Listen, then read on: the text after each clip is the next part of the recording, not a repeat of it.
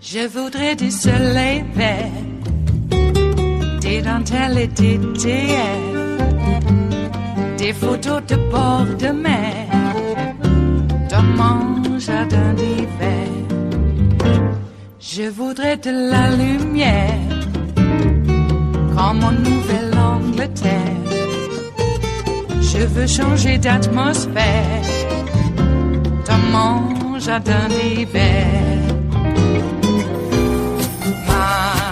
Ma fleur, sous la pluie de novembre, tes mains qui courent, je n'en peux plus de t'attendre.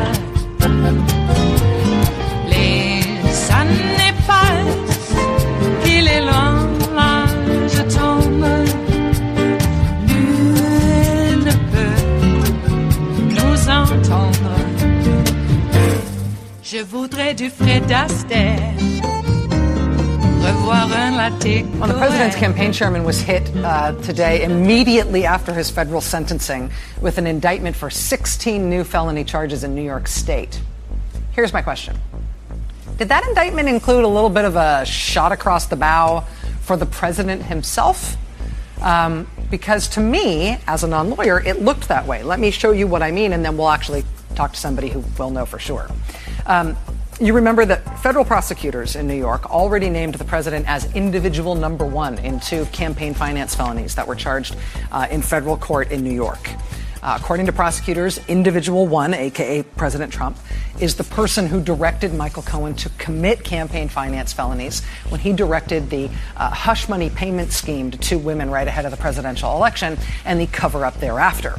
Since those federal prosecutors described the president's conduct that way in court documents, the question that has loomed over the Trump presidency like King Kong hanging off the freaking Empire State Building is whether or not those prosecutors intend to bring felony charges against individual 1 in regard to those crimes.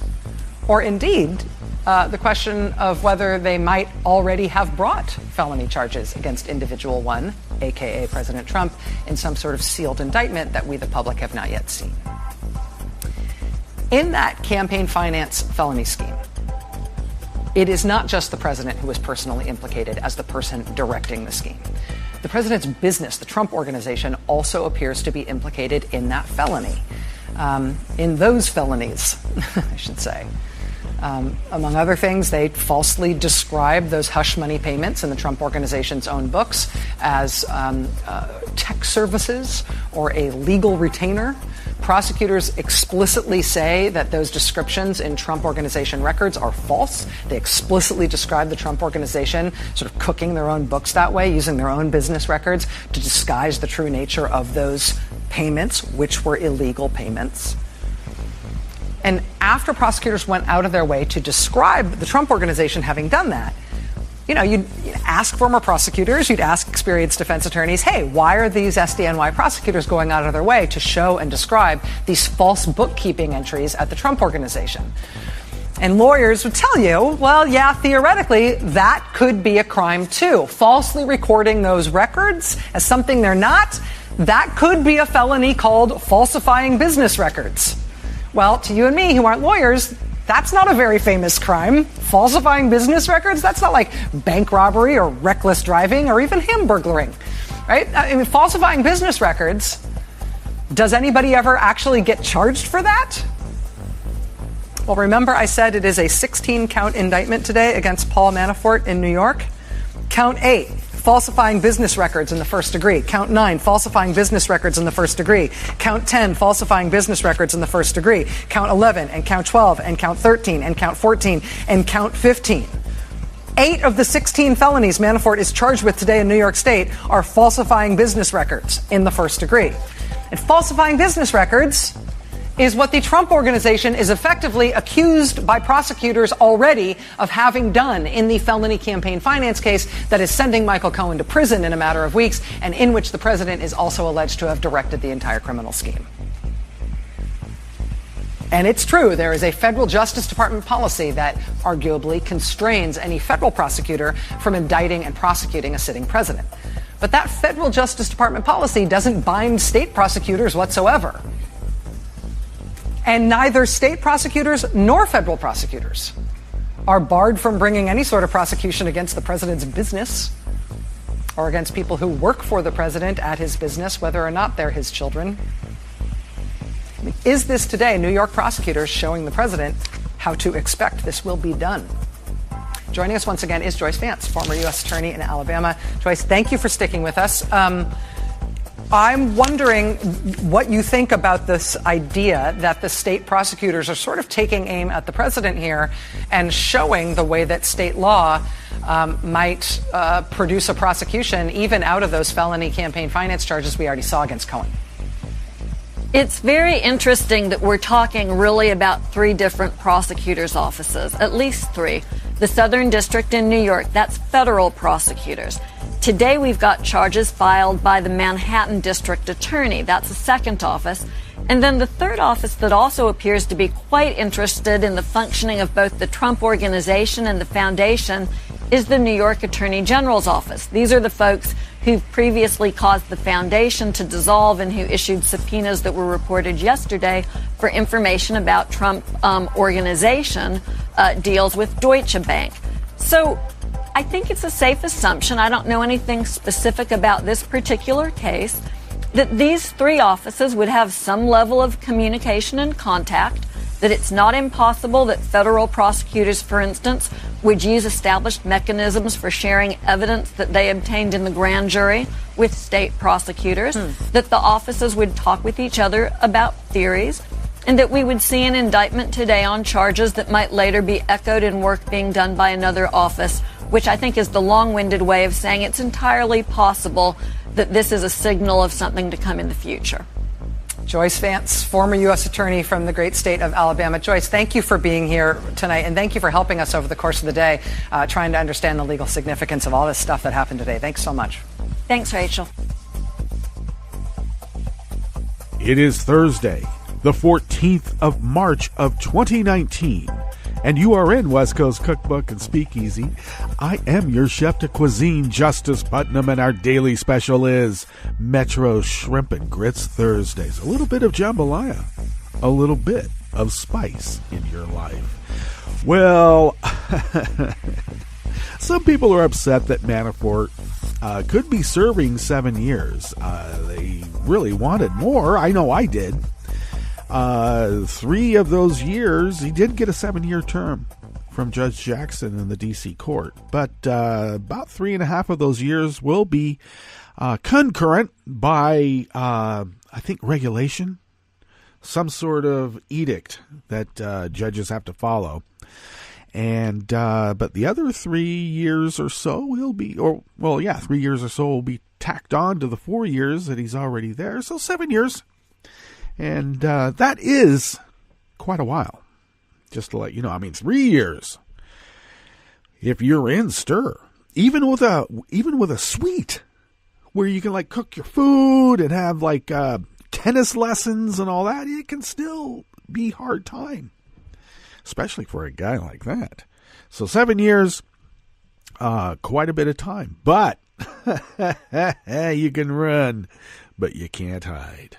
And you might have a hard-on for a part-on until Manhattan gets in the way.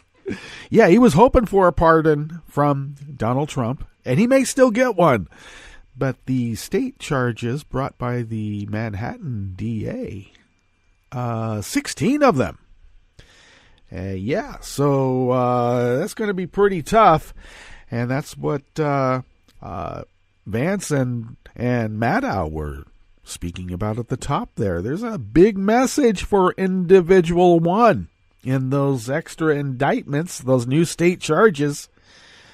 My only concern is that Cyrus Vance is the DA. And we already have problems with Cyrus Vance turning a blind eye, maybe getting a campaign donation or two, when Jared and Ivanka were being looked at.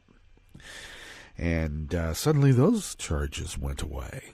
And a few other things that involved the Trump organization or the foundation.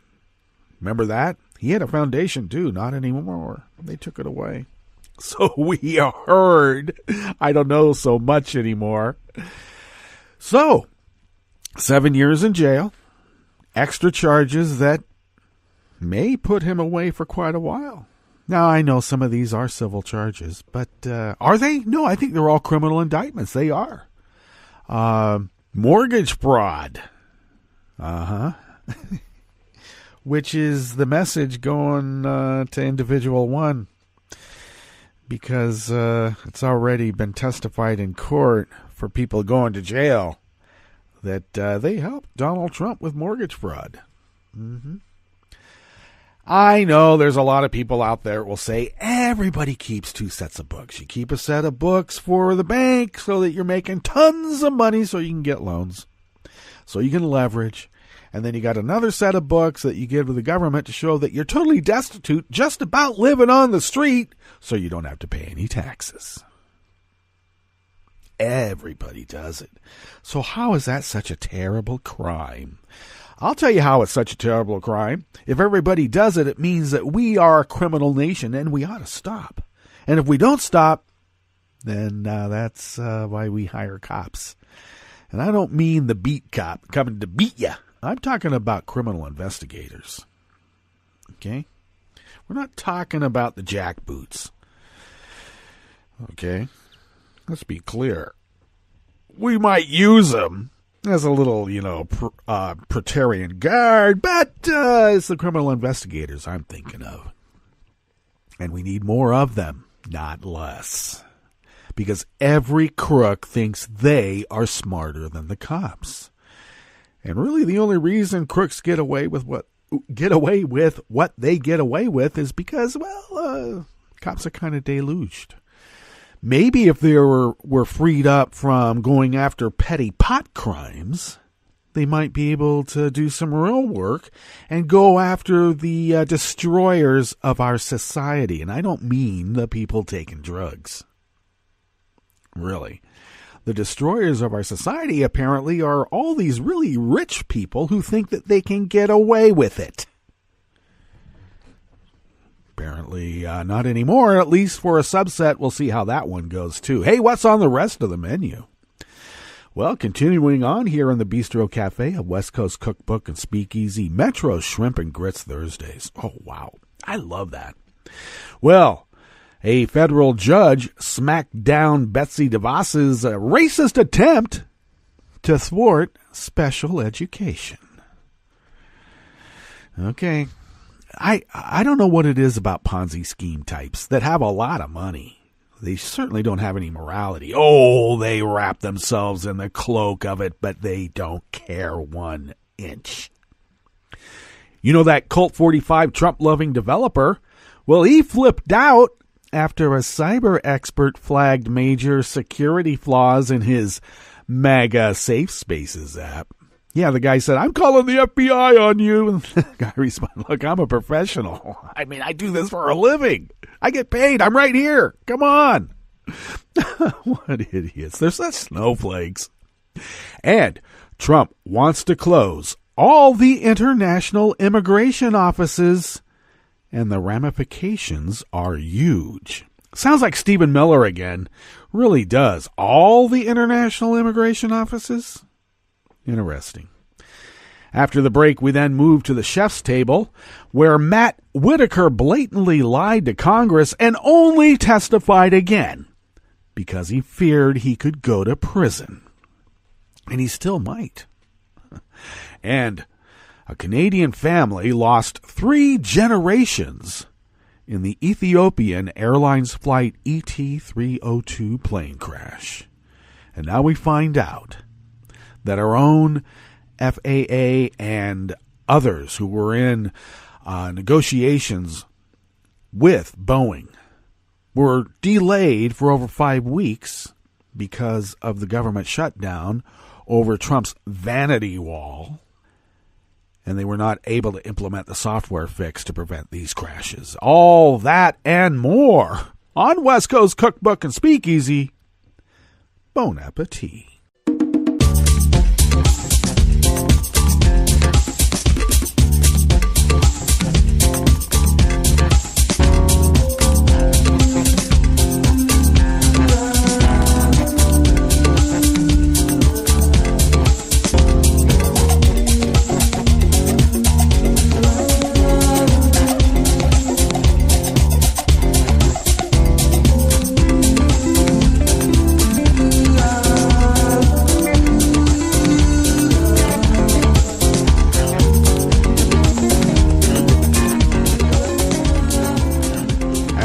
Bottom of our homepage at netrootsradio.com. To the rightish of the page is the chat room link monitored by Kelly Lincoln, so do engage there. To the leftish of the chat room link at the bottom of our homepage at netrootsradio.com is the contribute button. Please do become a recurring Patreon of Netroots Radio. We are unfortunately in another one of those dire needs. When you're running out of our own pockets and on a shoestring. Well, I don't know. Maybe it's a little bit more than a shoestring. Couple of shoestrings tied together. These things happen, and we are really unable to keep this afloat without you, and we really appreciate your generosity. We are saving our money right now for some new equipment, and that doesn't come cheap. Boy, even when you go cheap, it just doesn't. And all the other attendant issues, ISP bill going up, they never lower things. I don't know why. And all that said, thank you for your generosity. We are in our fund drive continuing. So thank you.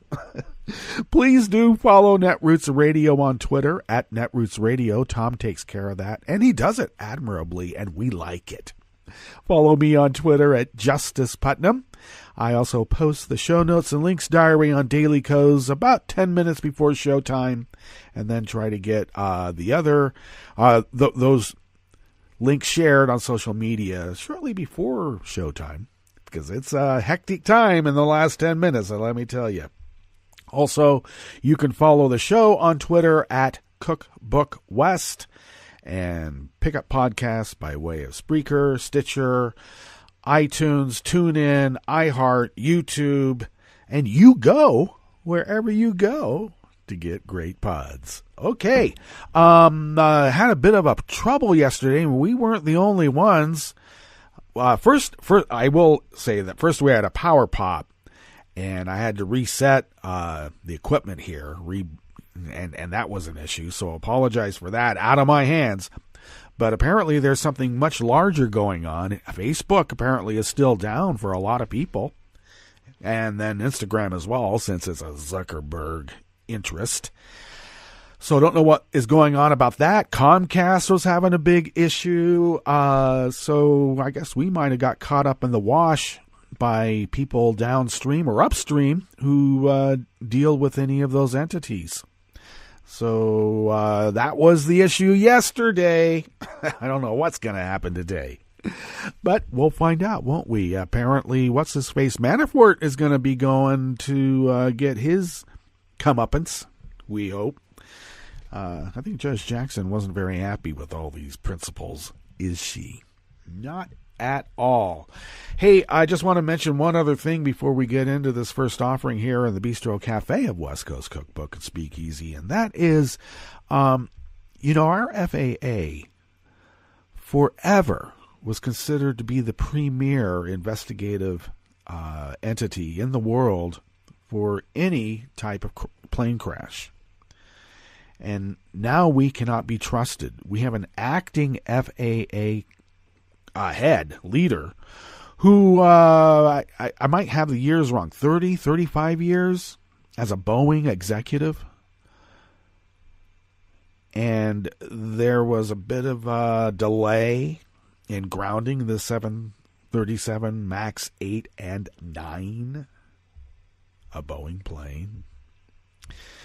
So now the black boxes, instead of being looked at by our FAA because we're the premier investigative entity in the world, they're going to Europe now because we cannot be trusted. That's making America great, isn't it? Sure is. Another way to make America great is, I guess, getting Betsy DeVos into a position of leadership and let her mess things up. Lisa Needham out of Share Blue Media brings us this offering here in the Bistro Cafe of West Coast Cookbook and Speakeasy. Well, in a welcome rebuke to the racist policies of Secretary of Education Betsy DeVos, a federal judge recently ruled that her attempt to block an Obama-era special education rule from taking effect, well, that was ruled illegal. And I'm sure she said, the law is for little people. I'm sure she thinks that, too. The Individuals with Disabilities Act, otherwise known as IDEA, IDEA, wow, governs how schools must serve students with disabilities. The regulations that implement IDEA cover everything from school funding to identification of students with disabilities to disciplinary procedures. Now, under a rule passed in late 2016 during the Obama administration, the Department of Education addressed the problem of disproportionality in the identification, placement, and discipline of students with disabilities based on race, or ethnicity.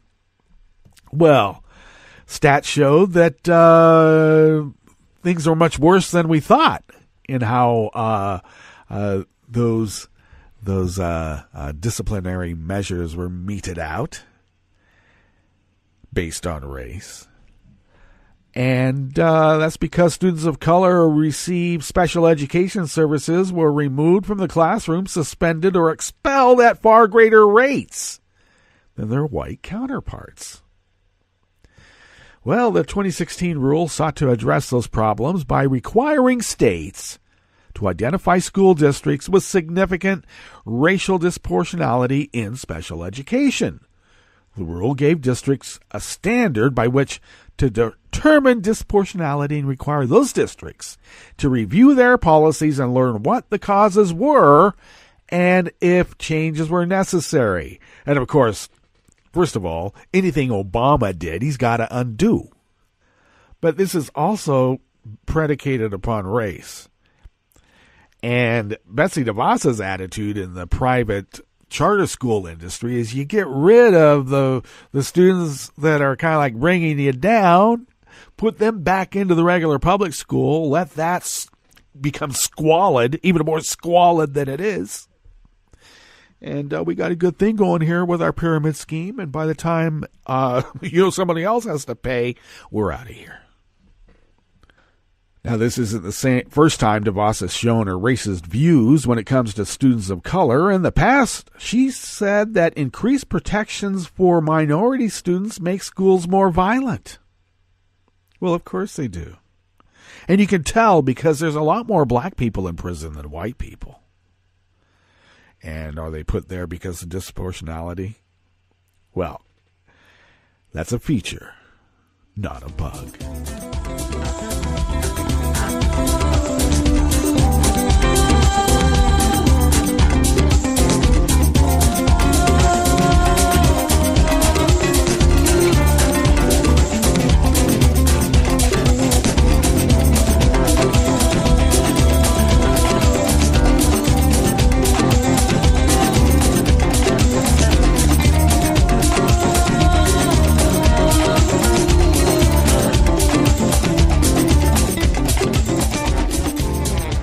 Travis Geddes of Raw Story brings us this next offering here in the Bistro Cafe of West Coast Cookbook and Speakeasy Metro Shrimp and Grits Thursdays. The creator of a safe space app for Trump-loving conservatives flipped out after a cyber researcher pointed out some major security flaws. The 63 Red Safe app essentially lets Trump supporters know where they can wear Make America Great Again hats without shame. But researcher Elliot Alderson publicized some fundamental security flaws in the app's architecture, reported Ars Technica. I love the whole idea, though. We need a safe space so we can wear our MAGA hats. Not only that, so they can carry their guns. All right? They're being ostracized for really being bad neighbors. The horror. The application is built in React Native, a JavaScript and ISX-based scripting language that essentially turns web apps into native Apple iOS and Android applications, so the entire architecture is available after it's downloaded and unpacked. Wow. Sounds like the Trump administration. Alderson discovered 63 Red founder Scott Wallace had left his username, email, and a plain text password in the code twice, and found other users could retrieve those details and more from each user account using a spoof. The data did not include passwords, but Alderson said the entire user database could be retrieved by going through all the possible first letters or digits of an account ID. Well, Wallace, the app's founder, did not take the revelations well and claimed he'd reported Alderson's efforts to the FBI. No lost passwords, no breach of database, no data changed, minor problem fixed, Wallace tweeted. We're angry by the attempt, FBI notified.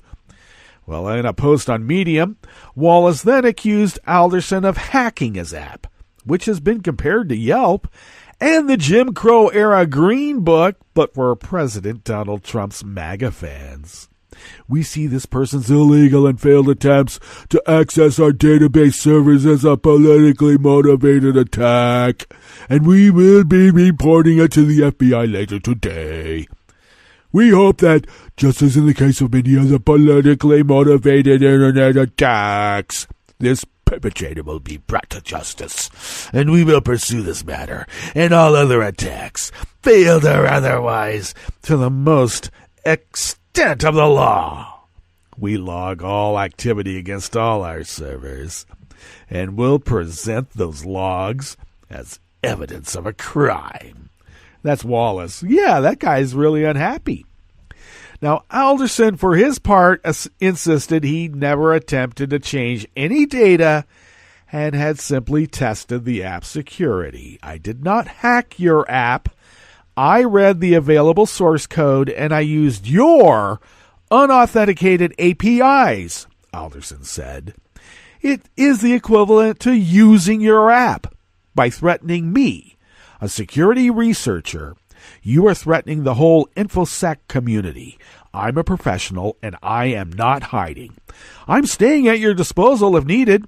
By the way, how did you fix the issue without updating your app?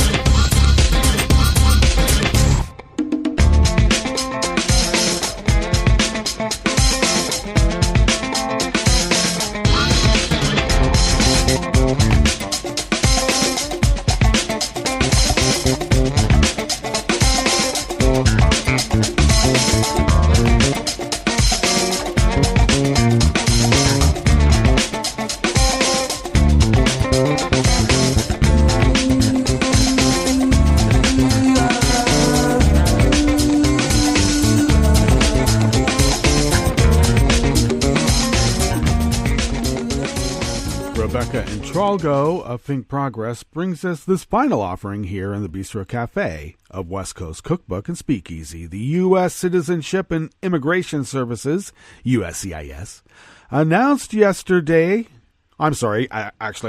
on Tuesday that it plans to shutter all of its 23 field offices across 20 countries in an effort to save money and resources.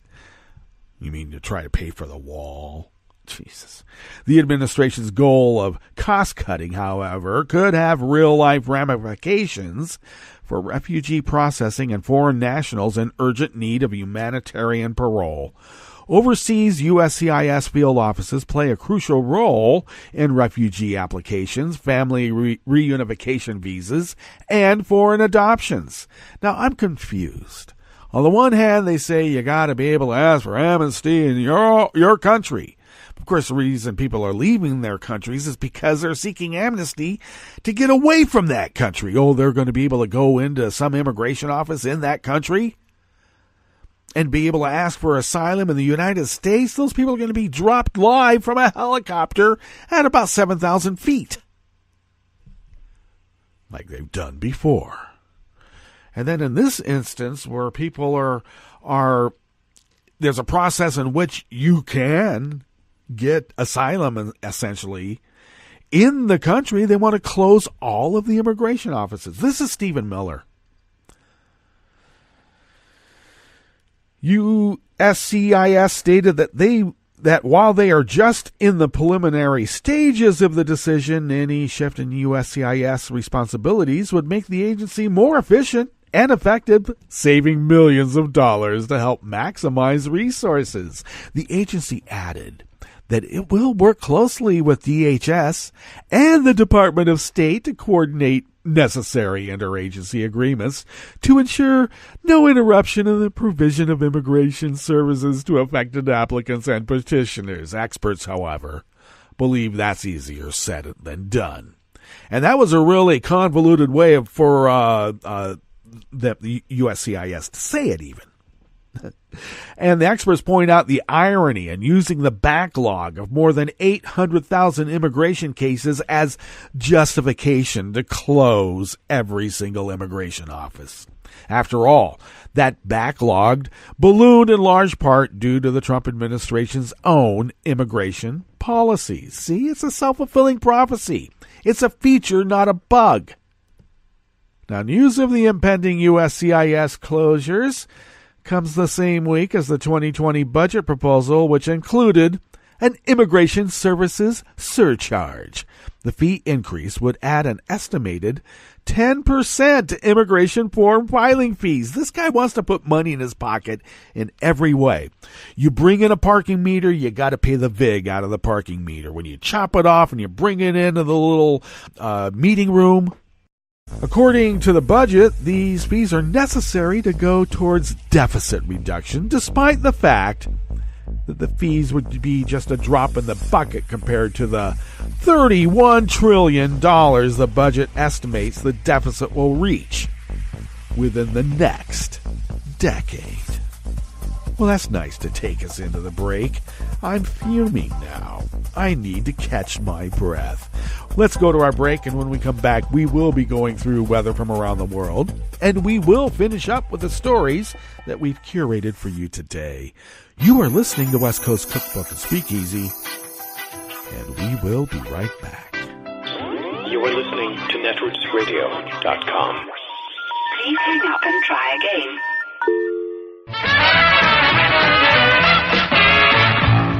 From a point at sea to the circles of your mind, a new force is at work for planetary transformation. New radio for a new Earth.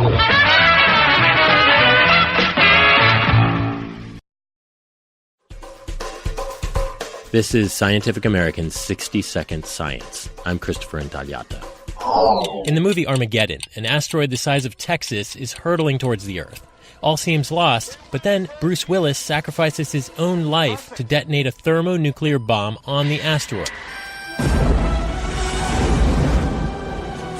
And then you hear this from Mission Control. The two halves are going to miss us by 400 miles, and most of the small particles have been vaporized. Breaking a rock that big into two halves that somehow miraculously dodge the Earth, it's a bit of Hollywood magic. But scientists are studying what would really happen in such a scenario. A big part of what we do is basically looking at how things break, smashing things together, and what happens after that. Charles Almere is a mechanical engineer who studies planetary science at Johns Hopkins University. He and his colleagues modeled what might happen if you smashed up a 15-mile-wide asteroid made of basalt. They started by assuming the asteroid has some tiny cracks already running through it, based on studies of real rock. And then they struck the hypothetical space rock with another, smaller rock, just a mile wide, screaming towards the asteroid at more than 11,000 miles per hour. When it hit, they tracked how stress waves propagated through the asteroid and expanded the network of cracks. Previous impact models predicted that an impact like that would completely pulverize the asteroid, basically turning it into sand. But not this new model. In what we're seeing, after the impact, you have this big chunk of rock that was still held together, that was still not completely broken down. And this piece of rock creates its own gravitational field, which attracts the particles that were ejected from it, and they start reaccumulating over it. The scientists described the model in the journal Icarus. And the work suggests asteroids might actually be harder to smash than we thought, meaning we might need to have in a faster impactor or a larger mass of impactor coming in to be able to deflect it efficiently. In 2022, NASA's Double Asteroid Redirection Test Mission, or DART, will attempt to put all this knowledge to the test by shoving a near-Earth asteroid off its path. No Bruce Willis required. Thanks for listening. For Scientific American's 60-Second Science, I'm Christopher Intagliata. This is a message from CDC. After hurricanes, tornadoes, and floods, standing water and excess moisture help mold grow in your home, garage, and other structures. When you return to a home that has been flooded, know that you're likely to have mold. Mold puts your family's health at risk. If you have mold growing in your home, you should clean it up and fix other water problems, such as leaks in roofs, walls, or plumbing. Keep your children and pets out of affected areas until you've cleaned. Control moisture in your home to prevent mold growth. To remove mold growth from hard surfaces, use commercial products, soap and water, or a bleach solution of no more than 1 cup of household laundry bleach in 1 gallon of water. Follow the manufacturer's instructions. Never mix bleach with ammonia or other household cleaners. It will produce dangerous, toxic fumes. Open windows and doors to provide fresh air. For more information, visit cdc.gov or call 1-800-CDC-INFO.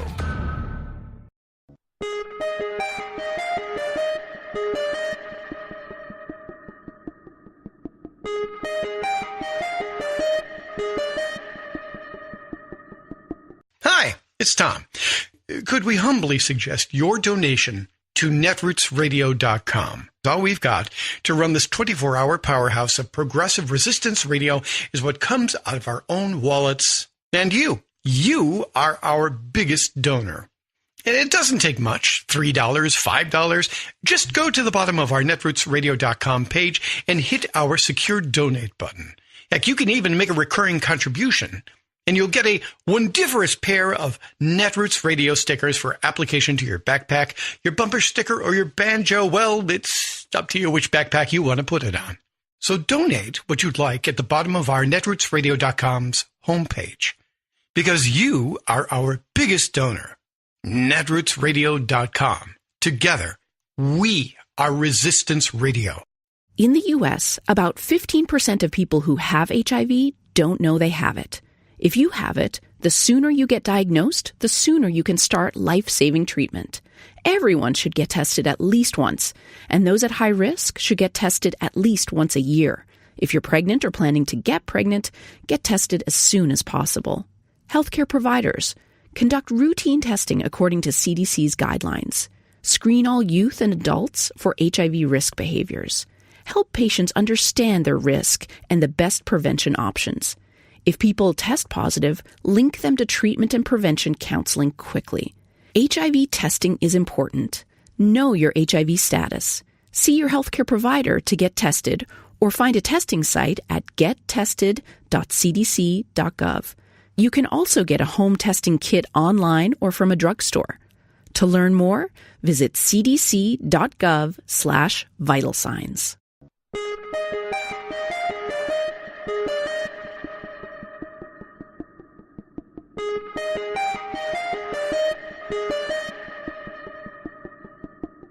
In prisons and jails, who ends up in solitary confinement? I'm Bill Newman, and this is the Civil Liberties Minute. At a recent public hearing before the Massachusetts legislature about solitary confinement, a former inmate explained, quote, "If you have a disagreement with a correctional officer and they don't like you, you're going to the hole. They tell you to do something and you don't do it fast enough. You're going to the hole. They come to do the count and you don't stand up quick enough. Later that night, they come to your cell, and you're going to the hole. The hole is solitary confinement. It's an apt description. Last year, the Massachusetts legislature passed a law to restrict and reduce the use of solitary confinement in Massachusetts prisons and jails. But as that recent hearing demonstrates, the Department of Correction has found ways to skirt the law, including locking up a person in a cage for 21 or 22 instead of 23 hours a day and calling that confinement something else. As Jesse White, an attorney with Prisoners Legal Services of Massachusetts, said, quote, "The Department of Corrections intends to bring itself into technical compliance with the letter of the law while subverting the intention of the law and continuing to rely on solitary confinement as a linchpin of management practices." The Civil Liberties Minute is made possible by the ACLU because freedom can't protect itself.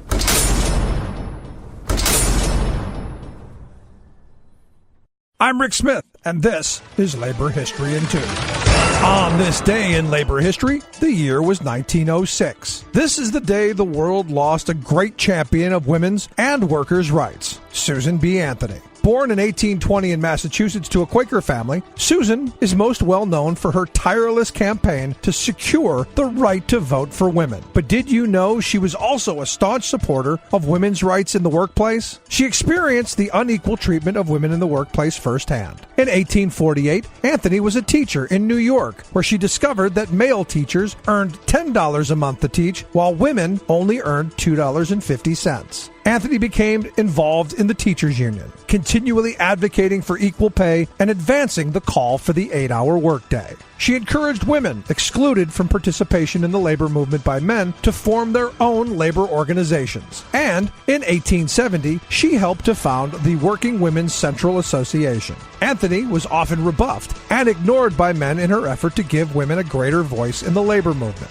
In 1869, she took a controversial stand during a strike of union printers in New York. During the strike, she encouraged women to participate in training programs to teach them the printing trade during the strike. She believed that this would prove that women could do the job as well as men. Because of her stance, many within labor labeled her as a strikebreaker. In the decades that followed, Anthony continued to build relationships within labor and encouraged women to participate in trade unionism. One of Susan B. Anthony's most often repeated quotes was, "Join the union, girls, and together say equal pay for equal work." A call to action that resonates today. Labor History in 2 brought to you by the Illinois Labor History Society and The Rick Smith Show. For more information, go to laborhistoryin2.com. Like us on Facebook and follow us on the Twitters at Labor History in 2. I read the news today, oh boy. It's time for Nicole Sandler's What's News from NicoleSandler.com and the Progressive Voices Network. Donald Trump's former campaign chairman, Paul Manafort, was sentenced to another 43 months on top of the 47 months he got last week, for a total of 7.5 years behind bars on federal conspiracy and obstruction charges.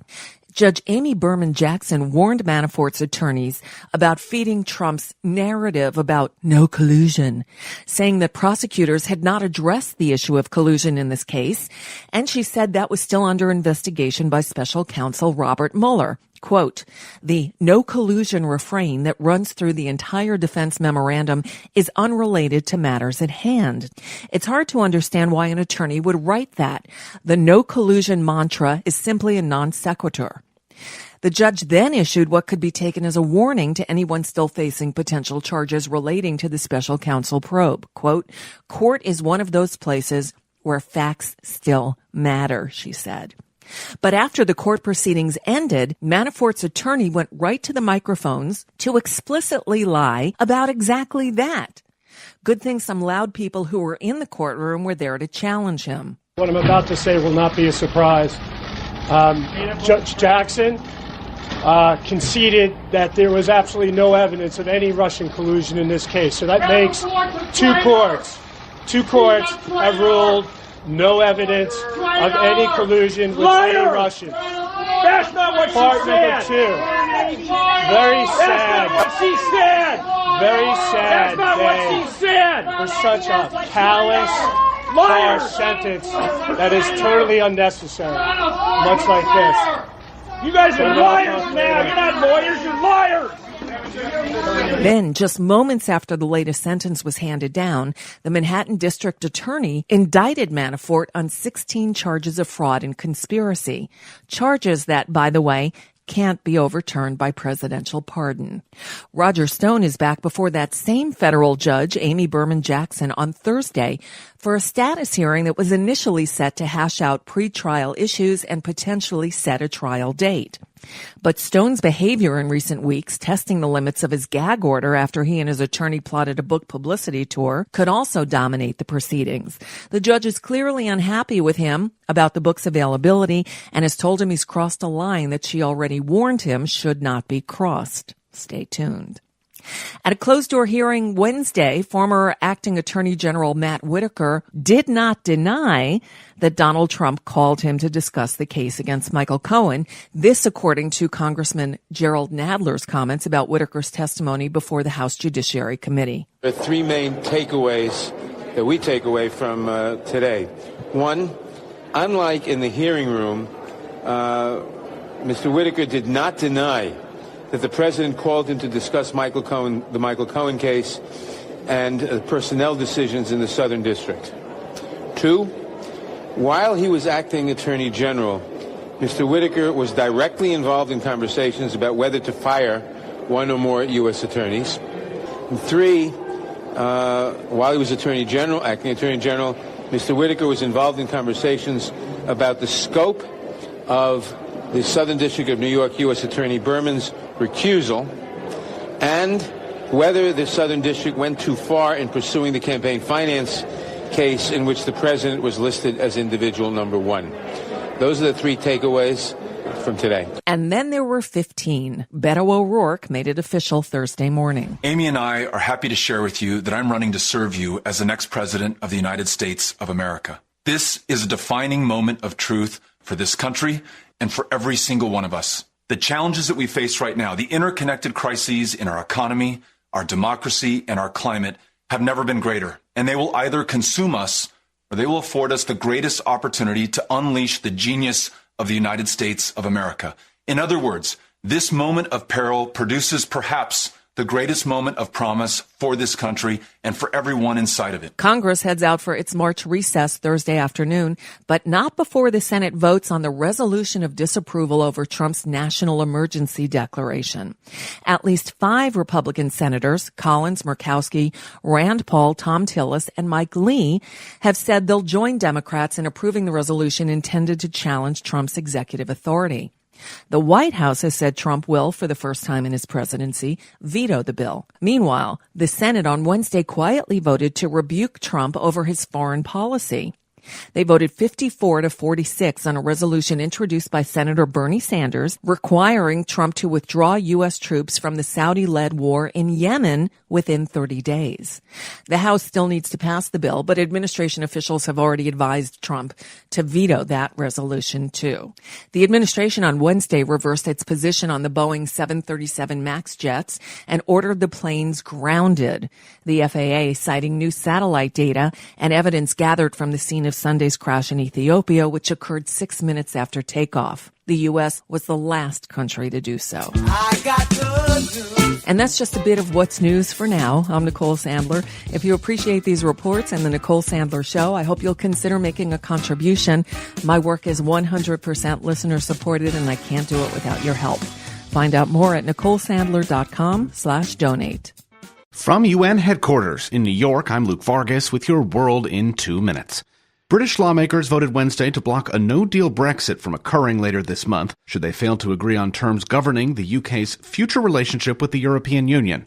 By a margin of 321 to 278, members of the House of Commons handed Prime Minister Theresa May yet another political defeat, just a day after they voted by a considerably wider margin against a Brexit deal she painstakingly negotiated with EU officials.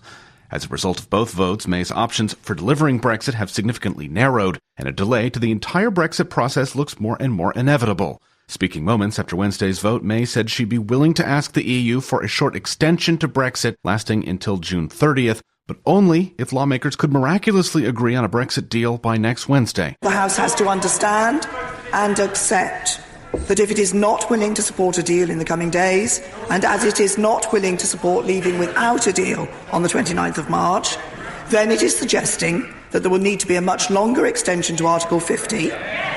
Such an extension would undoubtedly require the United Kingdom to hold European Parliament elections in May 2019. It's unclear that threat will do much to rally support for May's own Brexit deal. Instead, her losing streak in Parliament appears to have the vultures circling. Opposition Labour Party leader Jeremy Corbyn. The Prime Minister said the choice was between her deal and no deal. In the last 24 hours, Parliament has decisively rejected both her deal and no deal. Parliament must now take control of the situation. Parliament will vote Thursday on a short Brexit delay. But if May's opponents have their way, the day could also see a range of votes on other Brexit options in an effort to build a better compromise deal. There may be just 16 days to go until Brexit, but things appear to be just getting started. Luke Vargas, The United Nations.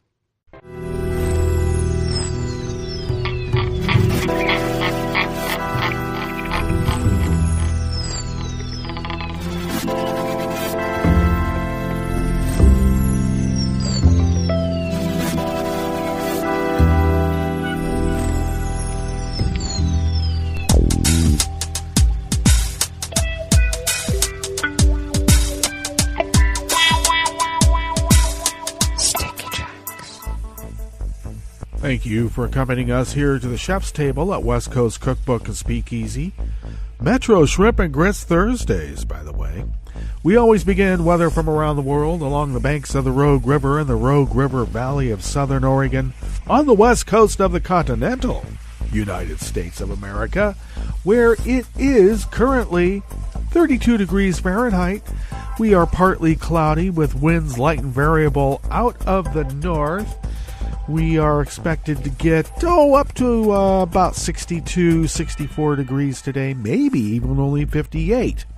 Winds will remain light and variable out of the north for the next couple of days, though our temperatures are expected to rise into the mid-60s tomorrow, and we are then expected to be in the low 70s over the weekend. Oh my. Overnight lows are expected tonight to be in the upper 30s, though over the weekend they're expected to be in the mid-40s. And then we're looking at quite a bit of rain coming in midweek, and we'll keep track of that. Pollen is rated at none. The air quality index has inched up a bit, still in the good green range at 41 parts per million. And the daytime UV index has also inched up one notch to 4. And that is in the warning, moderate range. Barometric pressure is rising at 30.17 inches. Visibility is up to 10 miles. And relative humidity is at 88%. So still humid. Weather from around the world is brought to you by people's personal weather stations that they purchased. These people planted these purchased personal weather stations somewhere on their property. And these people positively live around the world. London is 58 degrees fair with quite a bit of wind. France is 52 with a rain shower, and they have a weather advisory for flooding, so take care. Rome is 62 degrees and fair. Kiev is 45 degrees and fair. Kabul is 41 degrees and fair. Hong Kong is 65 and mostly cloudy. Tokyo is 45 degrees and fair. Sydney, Australia is 67 degrees and partly cloudy. San Francisco, California is 49 and sunny.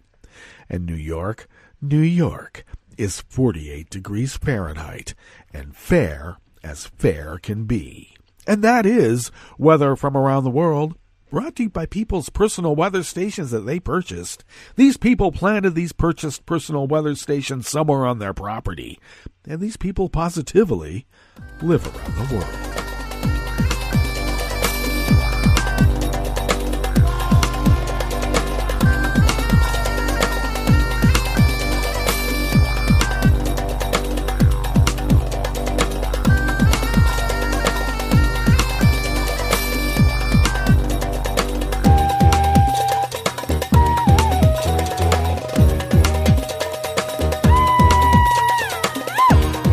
Cody Fenwick of Alternet brings us this first amuse-bouche here at the chef's table at West Coast Cookbook and Speakeasy. Jerry Nadler, the chair of the House Judiciary Committee, revealed yesterday that Trump's former acting Attorney General Matthew Whitaker appeared to be changing his story in closed testimony after his comments to lawmakers at a previous hearing raised serious questions about his honesty.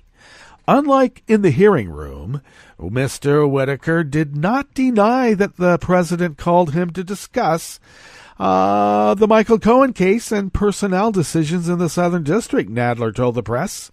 While he was acting Attorney General, Mr. Whitaker was directly involved in conversations about whether to fire one or more U.S. attorneys.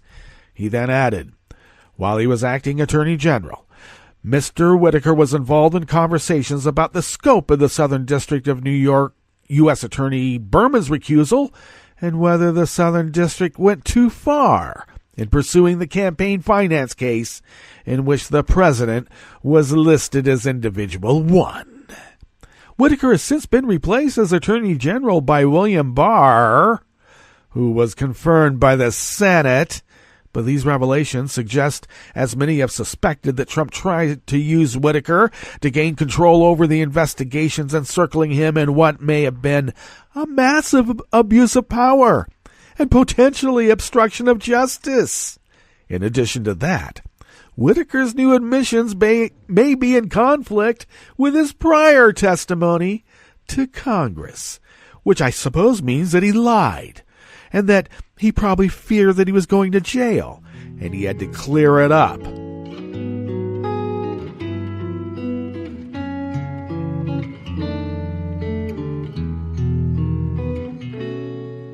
Je te donne ce mon amour pour la vie entière. La promesse de me trouver à tes genoux. Aussitôt que tu m'appelles, rester toujours fidèle, c'est tout, c'est tout.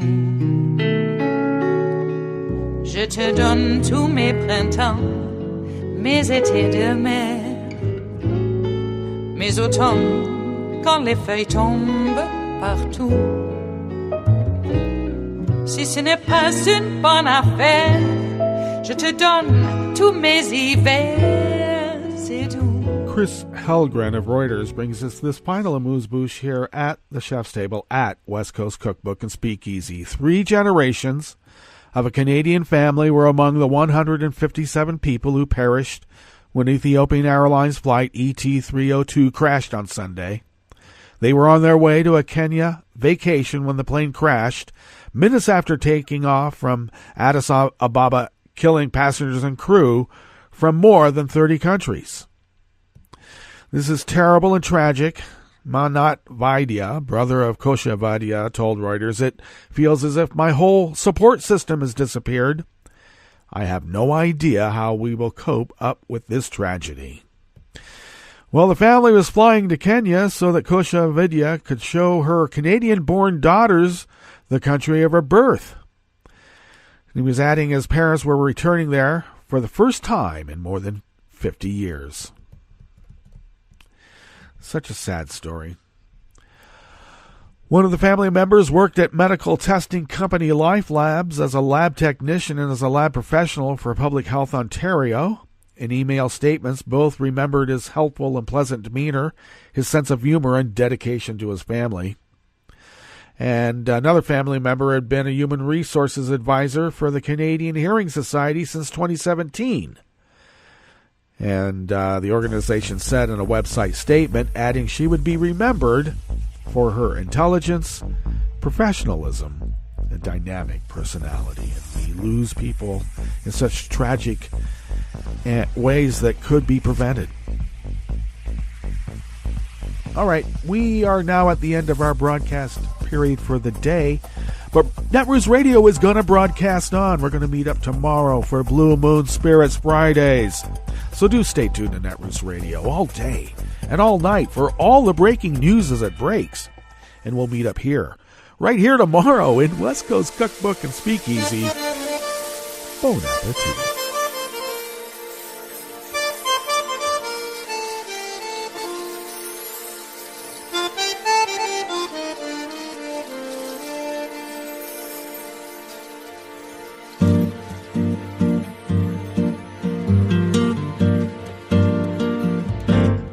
Je voudrais du soleil vert, des dentelles et des théâtres, des photos de bord de mer, dans mon jardin d'hiver. Je voudrais de la lumière, comme en Nouvelle-Angleterre. Je veux changer d'atmosphère, dans mon jardin d'hiver. Ma fleur sous la pluie de novembre, tes mains qui courent, je n'en peux plus de t'attendre. Les années passent, qu'il est loin, là je tombe.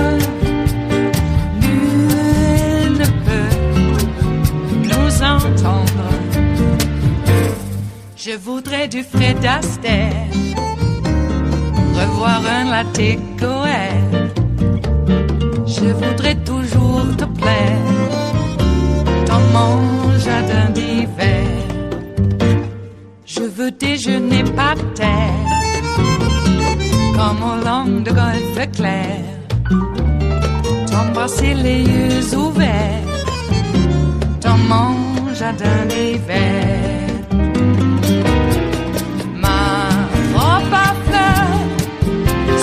Pluie de novembre, tes mains qui courent, je n'en peux plus de t'attendre.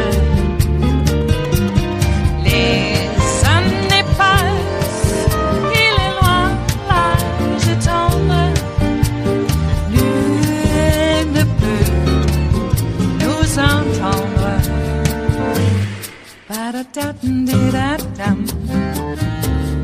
Ba-da-da-dum-di-da-dum. Ba-da-da-dum-di-da-dum. Dans mon jardin d'hiver. Ba-da-da-dum-di-da-dum. Ba-da-da-dum-di-da-dum. Ba-da-da-dum-di-da-dum. Dans mon jardin d'hiver. Dans mon jardin d'hiver. Dans mon jardin d'hiver.